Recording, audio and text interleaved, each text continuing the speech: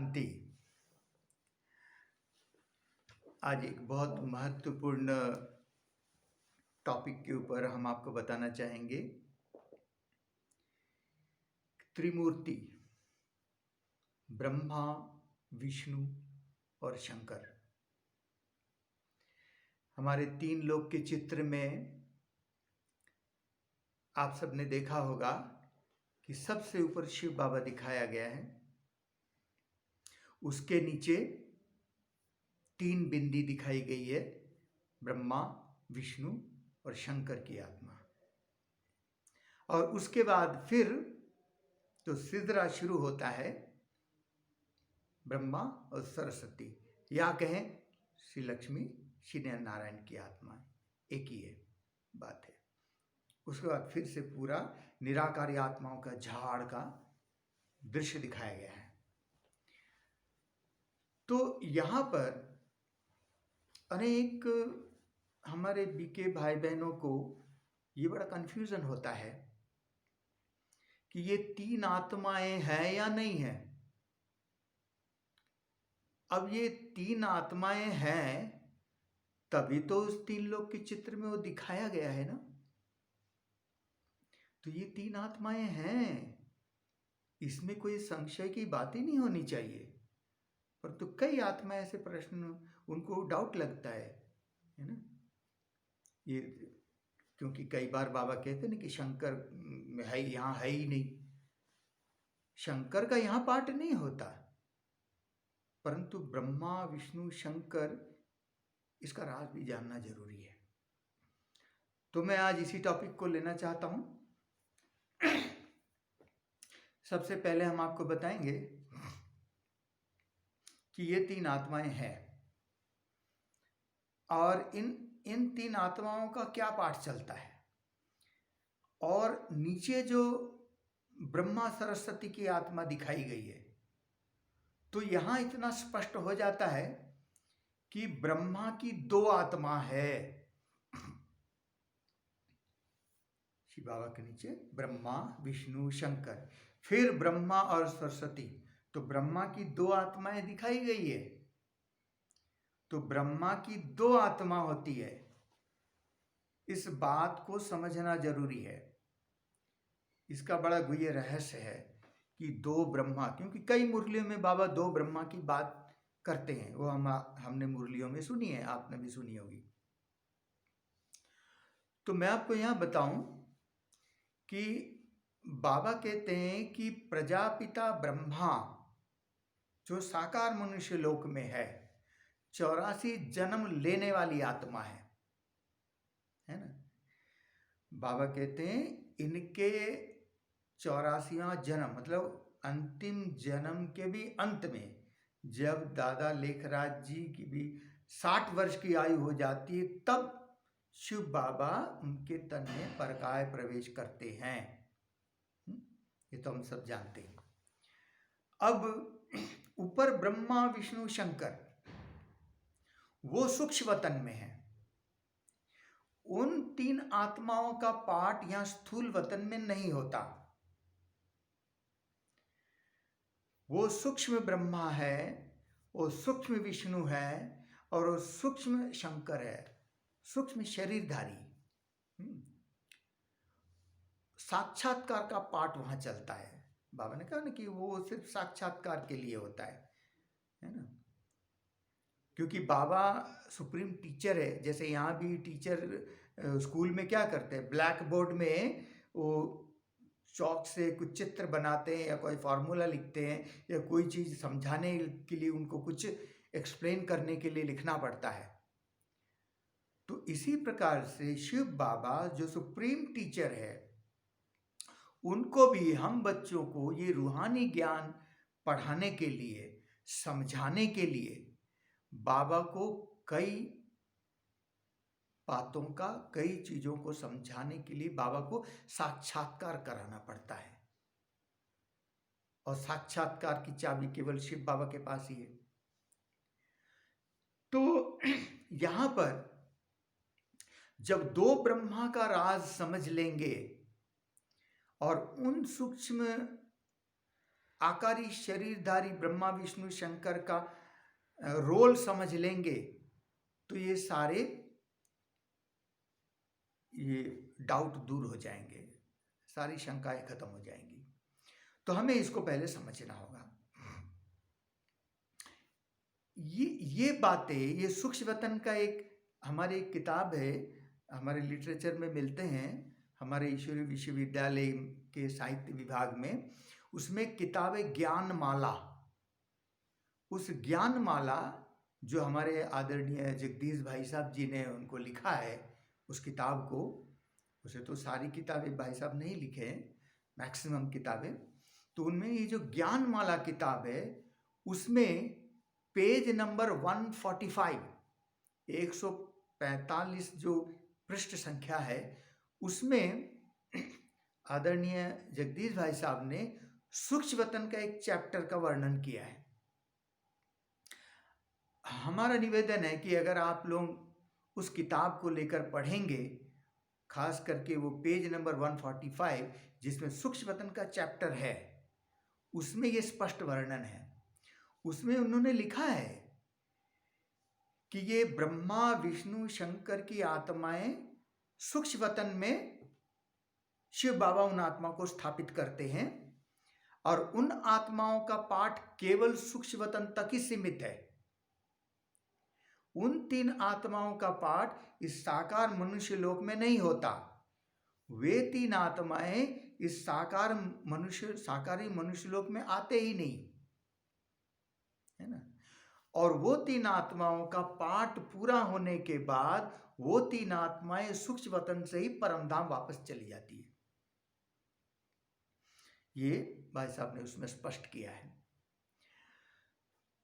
और मुरलियों में भी बाबा कई बार बताते हैं, बाबा बताते हैं कि ये 3 जो है ब्रह्मा विष्णु शंकर, ये आकारी देवताएं हैं। अनेक मुरलियों में ये आते रहते हैं, आते हैं। और मेरे पास एक मुरली है, ये अभी 16 दिसंबर 2020 की मुरली है। इस वाणी में भी बाबा ने दूसरे पेज के अंतिम पैरा में बाबा ने कहा हुआ है, बाबा ने कहा है कि ब्रह्मा विष्णु शंकर तो देवताएं हैं। फिर बाबा ने कहा, फिर प्रजापिता ब्रह्मा लक्ष्मी नारायण यहाँ है, माना साकार मनुष्य लोक में, माना 2 ब्रह्मा की बात यहाँ इस मुरली में भी स्पष्ट हो गई, है ना। तो बाबा ने कहा, इस मुरली में भी बाबा ने कहा कि ब्रह्मा विष्णु शंकर, है। बाबा ने कहा देखो प्रजापिता ब्रह्मा अंतिम जन्म में है और देखो ऊपर झाड़ में खड़ा है और नीचे बैठ के तपस्या कर रहे हैं। फिर बाबा ने कहा कि तपस्या करने वालों को देवता कैसे कहेंगे? जो इस साकार मनुष्य लोक में संगम युग में तपस्या कर रहे हैं, तो तपस्या करने वालों को देवता नहीं कहेंगे। एक साकार मुरली में बाबा ने कहा कि प्रजापिता ब्रह्मा को देवता नहीं कहेंगे, क्योंकि प्रजापिता ब्रह्मा ये साकार मनुष्य लोक में है और प्रजापिता ब्रह्मा को जो श्री कृष्ण के रूप में देवता बनेंगे तो उनको देवता बनने के लिए पहले फरिश्ता बनना पड़ता है। तो ब्रह्मा सो फरिश्ता सो देवता सो श्री कृष्ण, है ना। तो बाबा कहते हैं ना, ब्राह्मण फरिश्ता सो देवता, है ना। ब्रह्मा या ब्राह्मण फट से देवता नहीं बनेंगे, फरिश्ता बनने के बाद ही देवता बनेंगे, है ना। तो इसीलिए, और एक मुरली में बाबा ने इतना स्पष्ट कहा कि ये आकारी जो ये शरीरधारी ब्रह्मा विष्णु शंकर सूक्ष्मवतनवासी है, ये सूक्ष्मवतनवासी ब्रह्मा विष्णु शंकर तो परमानेंट देवता हैं, क्योंकि इन देवताओं को इस साकार मनुष्य लोक में सतयुग में आकर के उनको देवता क्षत्रिय वैश्य शूद्र ब्राह्मण नहीं बनना पड़ता, ये परमानेंट देवता हैं। और इन आत्माओं का पाठ केवल सूक्ष्म वतन में ही होता है। अब देखिए, शिव बाबा को जब सतयुग की रचना करनी होती है, उसके लिए जब बाबा को इस साकार मनुष्य लोक में आना होता है, दादा लेखराज के तन में प्रवेश करने से पहले, दादा लेखराज जी को ब्रह्मा बनाने के पहले ही बाबा सबसे पहले सूक्ष्म वतन की रचना करते हैं। और सूक्ष्म वतन की रचना करने के बाद जो शिव बाबा के बाद जो परम धाम में 3 आत्माएं दिखाई गई है, ब्रह्मा विष्णु शंकर, उन 3 आत्माओं को बाबा इस सूक्ष्म वतन में उनको स्थापित कर देते, उनको बिठाते हैं। बाबा कहते हैं कि मैं इन 3 आकारी देवताओं के भी क्रिएटर हूं। ब्रह्मा विष्णु शंकर के भी क्रिएटर है। क्रिएटर कैसे हैं? क्योंकि शिव बाबा इन ब्रह्मा विष्णु शंकर का जो सूक्ष्म शरीर है, पहले उस शरीर को क्रिएट करते हैं, शरीर की रचना करते हैं। क्योंकि वो जो सूक्ष्म वतन आकारी शरीर है, वो किसी माता के गर्भ से जन्म नहीं लेते, है ना। जैसे शिव बाबा अजन्मा है, माता के गर्भ से जन्म नहीं लेते, जन्म मरण से न्यारे हैं। इस प्रकार से वो ब्रह्मा विष्णु शंकर भी जन्म मरण से न्यारे हैं।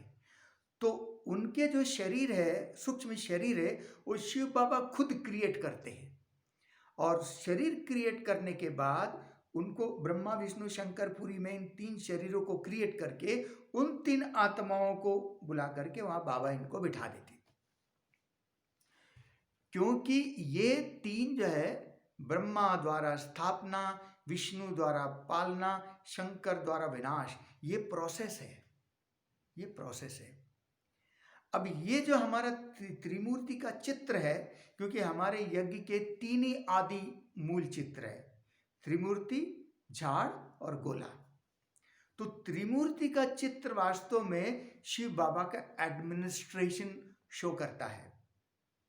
शिव बाबा का एडमिनिस्ट्रेशन कैसे चलता है, तो उसमें जो त्रिमूर्ति में चित्र दिखाया ब्रह्मा विष्णु शंकर, तो विष्णु में जो बीच में जो विष्णु का चित्र है खड़ा, तो ये है बाबा का, हम ब्राह्मणों का तो एम एंड ऑब्जेक्ट है ही है, हमें ऐसा बनना है। तो बाबा का उद्देश्य है कि ऐसा सतयुग बनाना है। बाबा सृष्टि पर क्यों आए? क्योंकि पतित दुनिया को सतयुग दुनिया में बदलना। बाबा कहते मैं धर्म भी स्थापन करता हूं तो राज्य भी स्थापन करता हूं, है ना।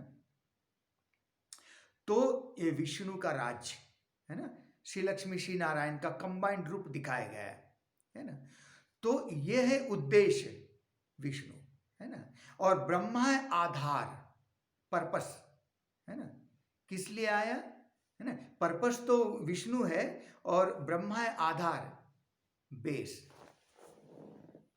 को बता रहा था कि विष्णु है उद्देश्य और ब्रह्मा है आधार, क्योंकि ब्रह्मा के द्वारा शिव बाबा कर्तव्य करते हैं। और शंकर जो है वो विधि। तो इसलिए ये त्रिमूर्ति का चित्र है, उद्देश्य, आधार और विधि, है ना। विष्णु है उद्देश्य, ब्रह्मा है आधार और शंकर है विधि। अब ये 3 डिपार्टमेंट है, ये प्रोसेस है। इसीलिए डिपार्टमेंट है, तो जब डिपार्टमेंट है तो डिपार्टमेंट हेड भी जरूर चाहिए। तो इसीलिए इस कर्तव्य है सूचक, इसलिए उनको 3 पूरी में बाबा ने उनको बिठाया है, क्योंकि बाबा के कर्तव्य है, बाबा के राइट हैंड है। और इसीलिए बाबा इन 3 आत्माओं को रेस्पेक्ट देते हैं। बाबा कहते हैं कि इनके बिना बाबा का कार्य नहीं चलता। इसलिए बाबा कहते हैं मैं त्रिमूर्ति शिव हूं। वो अकेला शिव बाबा को पसंद नहीं, बाबा कहते हैं मुझे त्रिमूर्ति शिव लिखो, क्योंकि इन 3 आत्माएं बाबा के साथ कर्तव्य करने वाले हैं, है ना। अब मैं आपको बताना चाहता हूं कि ये त्रिमूर्ति जो है सूक्ष्म वतनवासी है। अब ये प्रजापिता ब्रह्मा बाबा जो 84 जन्म लेते हैं, पहला जन्म तो उनका श्री कृष्ण का जन्म हुआ, फिर अनेक जन्म 84वां जन्म जो है वो हुआ अपना दादा लेखराज के 83वां जन्म दादा लेखराज का कहेंगे और 84वां जन्म कहेंगे ब्रह्मा। तो वो जो सूक्ष्म ब्रह्मा का शरीर है वो दादा लेखराज का ही शरीर है, वही सेम फीचर्स है। बाबा इसी का ही, जैसे कि उस शरीर को, उसका सूक्ष्म शरीर बाबा ने वहाँ अलग से उनको बाबा ने क्रिएट किया और वो सूक्ष्म ब्रह्मा को वहाँ बिठा दिया। तो वो सूक्ष्म वतनवासी ब्रह्मा अलग है और ये प्रजापिता ब्रह्मा ये अलग है।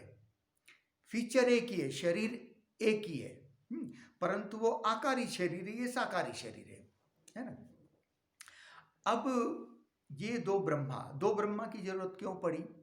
क्योंकि बाबा कहते हैं धर्म की स्थापना में दो आत्माओं की जरूरत है ना। अब वो सूक्ष्मतन ब्रह्मा जो है वो धर्म स्थापन नहीं कर रहा है, धर्म स्थापन दादा लेखराज के द्वारा शिव बाबा कर रहे हैं, है ना। तो उस ब्रह्मा की क्या जरूरत पड़ी? बहुत जरूरत है। देखिए, दादा लेखराज को ब्रह्मा बनाने के लिए भी उस सूक्ष्मतनवासी ब्रह्मा की आवश्यकता है, क्योंकि जब दादा लेखराज जी को 3 साक्षात्कार हुए, पहला साक्षात्कार विष्णु का हुआ, है ना, मुंबई में हुआ। बबुलनाथ के मंदिर के सामने बाबा का एक अलग से मकान था, तो वहाँ बाबा एकांत में बैठे थे और बाबा को अनायास ही विष्णु का साक्षात्कार हुआ। तो विष्णु का साक्षात्कार हुआ, कैसे हुआ? क्या विष्णु आया यहाँ? नहीं, क्योंकि वो सूक्ष्म वतनवासी जो विष्णु है वो यहाँ नहीं आ सकता। तो शिव बाबा ने दादा लेखराज की आत्मा को विष्णुपुरी में इमर्ज कर दिया और वहां बाबा ने उनको दिखाया, साक्षात्कार कराया। उन्होंने लाइव देख रहे हैं, लाइव देखा उन्होंने विष्णु को चतुर्भुज, है ना, क्योंकि वो तो आकारी शरीर है ना, लाइट की शरीर है। तो लाइट की शरीर में तो 4 हाथ हो सकते हैं, यहाँ नहीं हो सकते, इस, है ना, 4 हाथ वाला कोई मनुष्य यहाँ नहीं हो सकता है। बाबा कहते हैं ये श्री लक्ष्मी श्री नारायण का कंबाइंड स्वरूप है, परंतु कंबाइंड स्वरूप वाला फिगर, शरीर, वो केवल सूक्ष्म वतन में ही हो सकते, है ना। तो इसीलिए वो जो विष्णु का जो चतुर्भुज वाला शरीर है, आकारी शरीर, उसमें जो विष्णु की आत्मा है ना, ये लक्ष्मी नारायण की आत्मा कंबाइंड विष्णु, वो अलग 2 आत्मा है ना। बंद हो गया, कट करें? नहीं, चलिए बोलते हैं, अब कट कर लेंगे इसको। तो यहाँ पर श्री लक्ष्मी श्री नारायण के 2 शरीर अलग अलग है, ये कंबाइंड कभी हो नहीं सकते, स्थूल शरीर कभी कंबाइंड नहीं हो सकता, है ना। परंतु ये जो आकारी शरीर है उसमें 4 हाथ हो सकते हैं, है ना, और इसी कंबाइंड स्वरूप का वो फिगर वहां दिखाया गया है और उसमें विष्णु की आत्मा अलग है ना। ये समझने की बात है। अब बाबा को इस प्रकार से फिर विनाश का साक्षात्कार हुआ। तो विनाश का साक्षात्कार में बाबा ने दादा लेखराज जी की आत्मा को शंकरपुरी में इमर्ज कर दिया और वहां पर उन्होंने विनाश का साक्षात्कार देखा, है ना। इसी तरीके से वहां साक्षात्कार का पाठ होता है। अब ये दादा लेखराज जी जब बाबा को साक्षात्कार हुआ, बाबा अपना व्यापार समेट करके कलकत्ता से सिंध हैदराबाद में अपने पैतृक घर में आ गए। वहाँ सत्संग शुरू हुआ, ओम मंडली शुरू हो गई, है ना। फिर बहुत सारे वहाँ पर पेपर आए। फिर बाबा हैदराबाद से कराची शिफ्ट हो गए, भट्टी बनी, यज्ञ बना। तो बाबा ने जब अपनी सारी संपत्ति, चल अचल संपत्ति, 8 माताओं बहनों का ट्रस्ट बना करके बाबा ने समर्पण किया, है ना, तब बाबा जैसे कि ब्रह्मा के रूप में स्थापित हुए, है ना। ब्रह्मा सरस्वती तब दोनों मेरुदाना आए। तो दादा लेखराज जी को ब्रह्मा बनने के पहले शिव बाबा ने जो दादा लेखराज जी के शरीर का साक्षात्कार करवाया है, तो वो दादा लेखराज जी के साकार ब्रह्मा दादा लेखराज जी का साक्षात्कार नहीं हुआ, वो साक्षात्कार जो सूक्ष्म वतनवासी ब्रह्मा है उनका साक्षात्कार हुआ, क्योंकि वो लाइट की बॉडी है ना। बाबा ने कहा है ना कि ये पतित आत्माओं के पतित शरीर का साक्षात्कार नहीं होता है। बाबा कहते हैं जब हम संपूर्ण बनते हैं तो पवित्र बनते तब साक्षात। तो अभी तो शुरुआत ही है दादा लेखराज, है ना। अभी तो समझो ब्रह्मा अभी बना भी नहीं है, परंतु वो बनने से पहले बाबा उस सूक्ष्म वतनवासी आकारी लाइट की बॉडी वाला जो सूक्ष्म वतनवासी ब्रह्मा है उनका साक्षात्कार बाबा सब आत्माओं को कराते थे। और बाबा कहते थे कि यहाँ आ जाओ, यहाँ मैं आया हुआ हूँ। उनको किसी को थोड़ी पता कि ये तो सोचते थे कि दादा लेखराज जी का ही साक्षात्कार हो रहा है। तो इस प्रकार से दादा लेखराज जी को ब्रह्मा बनने के पहले भी उस सूक्ष्म आकारी ब्रह्मा की आवश्यकता है। ब्रह्मा बनाने के लिए भी उनकी आवश्यकता पड़ी।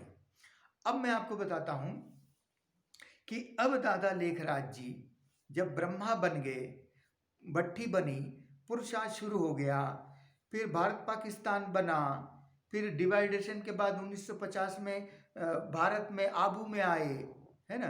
फिर सेवा चालू हो गई, सब हो गया। फिर बाबा 1969 में संपूर्ण बन गए, अव्यक्त बन गए। अब जब बाबा अव्यक्त बन गए तो बाबा दादा लेखराज ब्रह्मा बने और साकारी ब्रह्मा, प्रजापिता ब्रह्मा। तो प्रजापिता ब्रह्मा जब सूक्ष्म मतलब सूक्ष्म आकारी शरीरधारी शरीर ले लिया, है ना, तो उनका भी शरीर लाइट की, और प्रजापिता ब्रह्मा भी संपूर्ण फरिश्ता बन गए, है ना। फरिश्ता तो वो सूक्ष्म वतन आकारी शरीरधारी सूक्ष्म वतनवासी ब्रह्मा को फरिश्ता नहीं कहते। फरिश्ता प्रजापिता ब्रह्मा बाबा जब फरिश्ता बनते तब उनको फरिश्ता कहते, क्योंकि फरिश्ता कौन, फरिश्ता सेवा करते हैं, है ना। बाबा अव्यक्त होने के बाद कितनी सेवा बढ़ी, है ना। विदेश में सेंटर खुले, सब विदेशी आत्माएं आने लगी, है ना, ब्राह्मण परिवार बढ़ने लगा। तो ये प्रजापिता ब्रह्मा जो फरिश्ता बने, उनके द्वारा बाबा बाप दादा दोनों मिलकर के ये सेवा बढ़ाई। वो सूक्ष्म वतनवासी ब्रह्मा वो फरिश्ता नहीं है, वो ये सेवा नहीं करते। वो ये तीनों आत्माएं जो आकारी शरीरधारी सूक्ष्म वतनवासी है, वो सूक्ष्म वतन अपना ऑफिस छोड़ के कहीं जा ही नहीं सकते, क्योंकि डिपार्टमेंट है, वो कहीं नहीं जा सकते।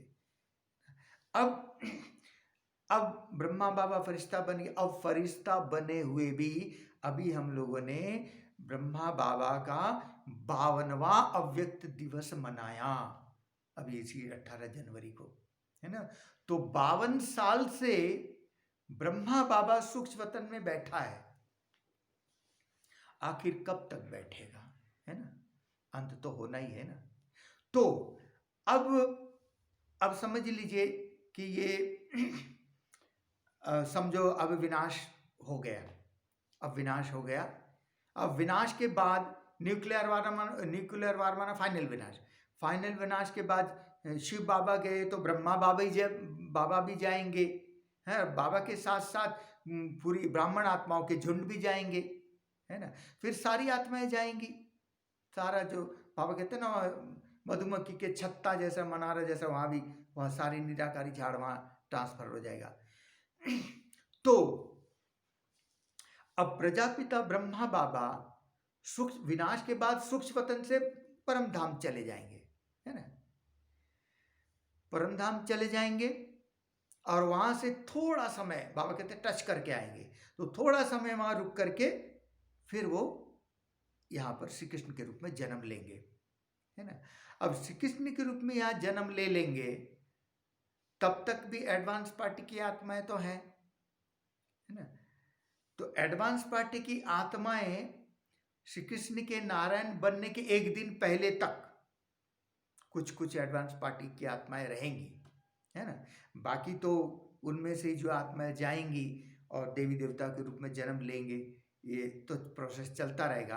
परंतु जो काफी कुछ आत्माएं जो एडवांस पार्टी रहेगी, तो नारायण बनने के एक दिन पहले सभी एडवांस पार्टी को आत्माओं को जाना है। अभी जैसे देखिए, जैसे मैंने पिछली वीडियो में बताया था, उसी को थोड़ा सा मैं इसमें ऐड करके बताता हूँ कि जैसे जो श्री कृष्ण तो राजकुमार होगा, तो श्री कृष्ण का पिता, श्री कृष्ण का जो पिता है वो राजा है ना, और वो जब तक बड़ा होगा तब तक राजकुमार ही कहलाएगा, है ना। अब जब वो 16 साल का होगा तब श्री कृष्ण का पिता शरीर छोड़ेगा। जब श्री कृष्ण का पिता शरीर छोड़ेगा तो राजगद्दी खाली नहीं रह सकता, तो इसीलिए दूसरे दिन ही उनका स्वयंवर हो करके फिर वो गद्दी में बैठेंगे, क्योंकि राजगद्दी खाली नहीं रह सकता। तो उसके दूसरे दिन ही वो स्वयंवर होकर के उनका स्वयंवर होगा और श्री लक्ष्मी श्री नारायण के रूप में राजगद्दी में बैठेंगे, है ना। तो अब ये सारी एडवांस पार्टी की आत्माएं बची खुची अंत तक जाएगी, परंतु ये जो एडवांस पार्टी वाली आत्माएं हैं ये डायरेक्ट परमधाम तो नहीं जाएंगी। अब प्रजापिता ब्रह्मा बाबा भी परमधाम चले जाएंगे, श्री कृष्ण को जन्म लेंगे, फिर बड़े होंगे, तब तक एडवांस पार्टी, तो ये सब एडवांस पार्टी की आत्माओं को भी वाया सूक्ष्म वतन धर्मराजपुरी से जाना पड़ेगा। तो वो धर्मराज कौन बनेगा, क्योंकि प्रजापिता ब्रह्मा तो यहाँ श्री कृष्ण बन गया, है ना। तो वो धर्मराजपुरी में धर्मराज बनेंगे, वो सूक्ष्म वतनवासी ब्रह्मा, वो धर्मराज होंगे। और फीचर वही है।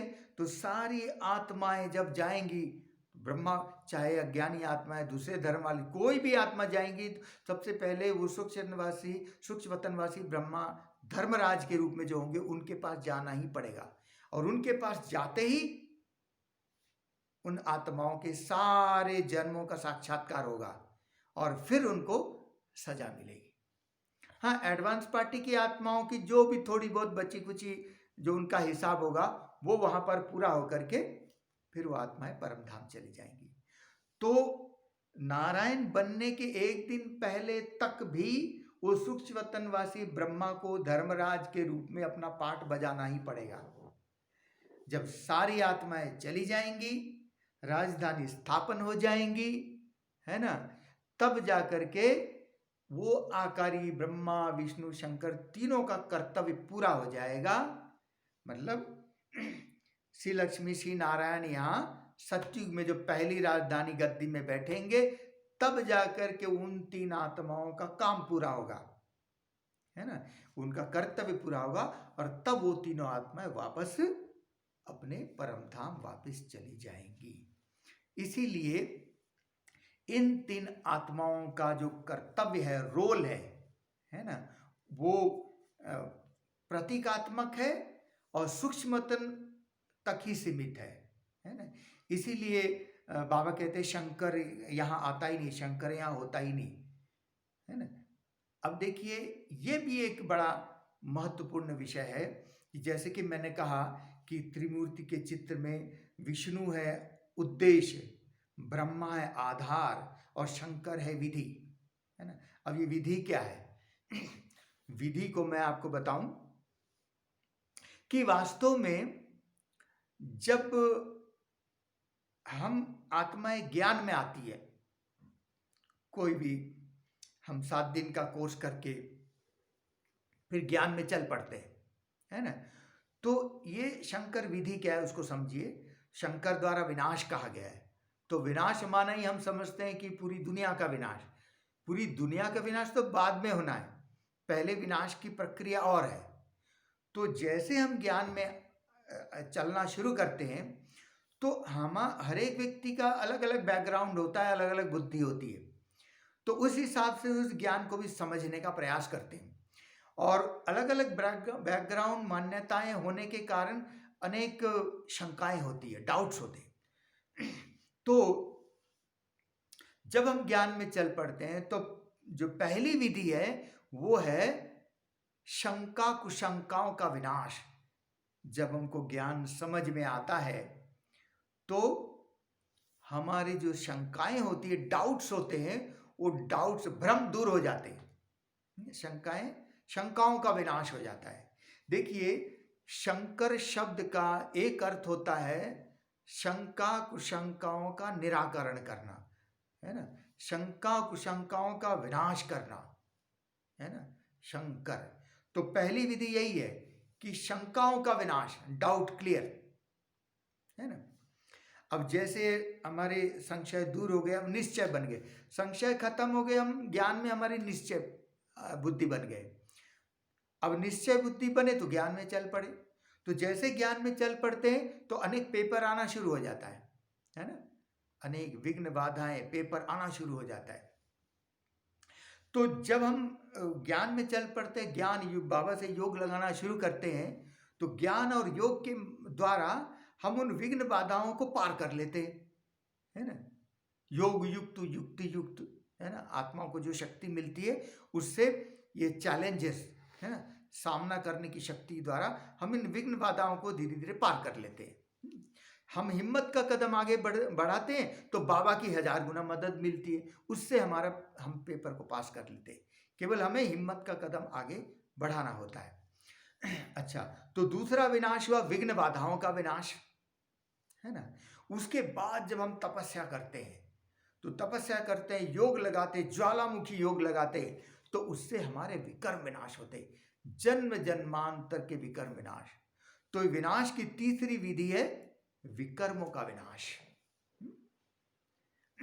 और जब हम विकर्मों का विनाश करते करते करते हम आत्मा संपूर्णता को प्राप्त कर लेते हैं, जब हम संपूर्ण बन जाते हैं, बाबा कहते हैं जब आप तैयार हो जाएंगे, संपूर्ण बन जाएंगे, कर्मातीत बन जाएंगे, तब हमारे लिए पूरी दुनिया की, पुरानी दुनिया का विनाश हो जाएगा। तो पुरानी दुनिया का विनाश अंतिम विधि है। तो इसीलिए शंकर की 3 प्रोसेस है ना। अब आप देखिए, ऊपर में ब्रह्मा विष्णु शंकर को तपस्या में दिखाया गया।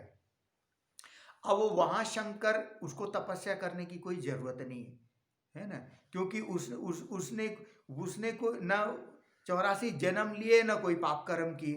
तो जब जिनके पाप कर्म है ही नहीं, तो उनको योग बल के द्वारा विकर्म विनाश करने की आवश्यकता भी नहीं, है ना। वो तो एक प्रतीकात्मक है। वो हम ब्राह्मण आत्माओं का प्रतीक है कि हम आत्माएं पहले कैसे ज्ञान में चलते हैं, फिर शंकाओं का विनाश, फिर विघ्न बाधाओं का विनाश, फिर तपस्या द्वारा विकर्मों का विनाश, फिर पूरी दुनिया का विनाश। ये है विधि। इसलिए बताया कि विष्णु है उद्देश्य, ब्रह्मा है आधार, क्योंकि ब्रह्मा का तन का आधार लेकर के शिव बाबा ज्ञान मुरली सुनाते हैं, और शंकर के द्वारा विनाश। तो ये प्रोसेस है। तो शंकर कौन है? वो प्रतीक तो शंकर की आत्मा, वो सूक्ष्म वतनवासी वाली आत्मा है, परंतु इनके जो कर्तव्य करने वाली है वो हम ब्राह्मण आत्माएं ही तो है ना। तो इसीलिए वो हमारे ही कर्तव्य का प्रतीक है। जैसे बाबा कहते हैं ना कि विष्णु को 4 अलंकार दिखाए, तो वो अलंकार वास्तव में है हम ब्राह्मणों के, देवताओं के नहीं है, क्यों उनको इन अलंकार की जरूरत नहीं है। उन शंख चक्र गदा पद्म दिखाते हैं ना, तो चक्र माना ज्ञान, तो देवताएं तो सुदर्शन चक्रधारी है ही नहीं, उनको तो सृष्टि के आदि मध्य अंत का ज्ञान है ही नहीं। तो ये हमारे ही अलंकार उनको दिखाए गए हैं। तो इस तरीके से आज मैंने आपसे शेयर किया कि ये 2 ब्रह्मा है ना, और ये 3 आकारी देवताओं की आत्माएं, ब्रह्मा विष्णु शंकर की आत्माएं, ये तीनों अलग आत्माएं हैं। और ये प्रजापिता ब्रह्मा और हम ब्राह्मण, ब्रह्मा सरस्वती हम ब्राह्मण, ये सब आत्माएं यहाँ 84 जन्म लेने वाली आत्माएं यहाँ पाठ बजाती है। तो इस प्रकार से हमें ये डाउट नहीं रहना चाहिए कि वो 3 आत्माएं है ही नहीं। बाबा कहते ब्रह्मा से विष्णु, विष्णु से ब्रह्मा, तो वो यहाँ के ब्रह्मा, प्रजापिता ब्रह्मा की बात करते हैं। जब प्रजापिता ब्रह्मा श्री कृष्ण के रूप में जन्म लेकर के विष्णु श्री लक्ष्मी नारायण बनते, तो यही ब्रह्मा से वो विष्णु बनते। तो वो सूक्ष्म वतनवासी जो ब्रह्मा है, वो कभी सूक्ष्म वतनवासी विष्णु नहीं बन सकता, क्योंकि वो अलग है ना। ये ब्रह्मा, साकारी ब्रह्मा, तो ब्रह्मा से विष्णु, विष्णु से ब्रह्मा, यहाँ पाठ चलता है ना। इस तरीके से ये इसका यथार्थ स्पष्टीकरण है। ओम शांति।